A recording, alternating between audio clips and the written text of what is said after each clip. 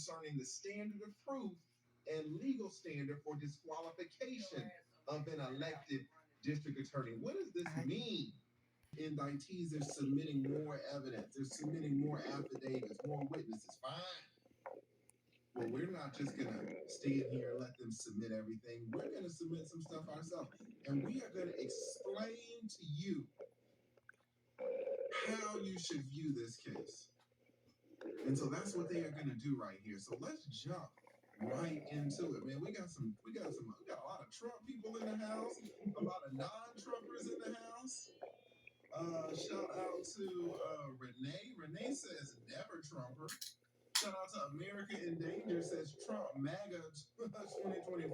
Shout out to my man CNG says fuck Donald Trump. God damn. Wow. My man Little Gaming Channel said I will not write Donald Trump. and speaking of the Little Gaming Channel, man, let me show our brother some respect right here. Bam! There we go. What does the Little Gaming Channel say? Thank you so much, Little Gaming Channel. God.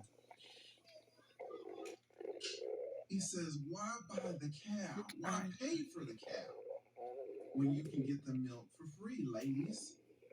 This is what they used to tell y'all in the 50s and